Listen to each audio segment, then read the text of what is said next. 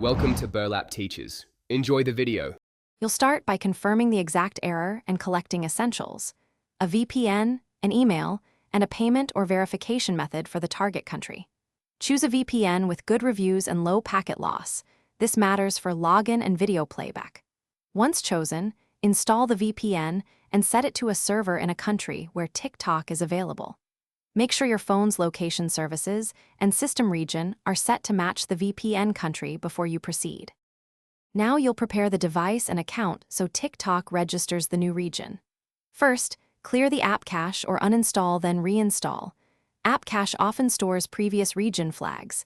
Then connect the VPN and confirm your IP and time zone match the target country. Open TikTok while the VPN is active and create an account or edit profile details. Use a country phone number or email pattern consistent with the chosen location. This aligns Finish by validating functionality. Browse the feed, upload a short clip, and confirm any location-locked features work. If you hit blocks or verification loops, disconnect, change to another reputable VPN server, and restart the app. Sometimes one server IP is flagged. If that fails, create a new account while VPN is active. One troubleshooting trick: toggle airplane mode, enable VPN, then cold start TikTok.